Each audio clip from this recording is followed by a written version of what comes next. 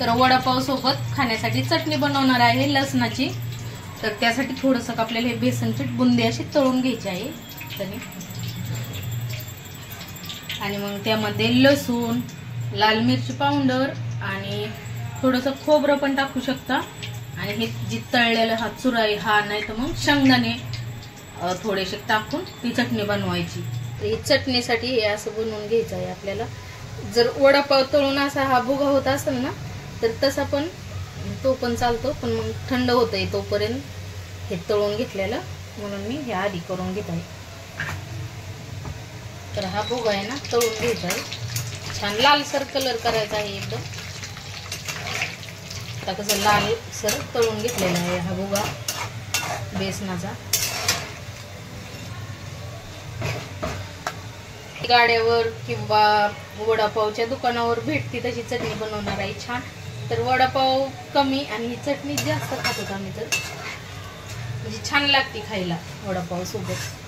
तळून घेतलेलं खोबरं आहे, एवढं तळून घेतलेलं खोबरं आहे, काल तळलंय तर हे काढून घेत आहे आता। तेलासारखं छान असं तळून घेतलेलं आहे, पाहू शकता।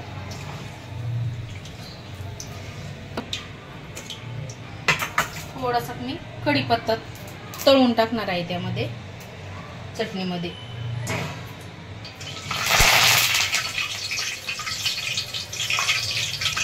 कढीपत्ता तळून घेतलाय, आपल्या खाण्यात पण येईल कढीपत्ता, नाही टाकलं तरी चालतंय पण मी टाकलेला आहे।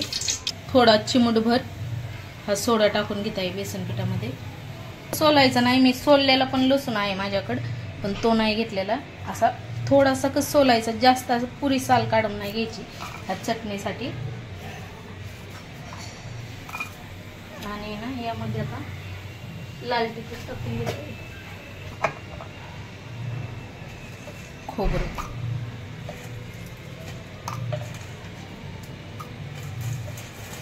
ही बारीक केली ते ही तळून घेतलेलं बेसन पिठाचं भुगा हा।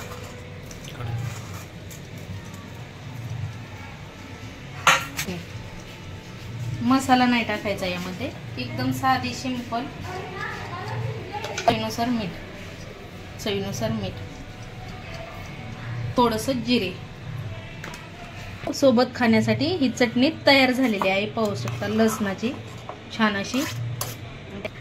फ्रीज मध्ये ठेवून एक 10-15 दिवस राहते चटणी।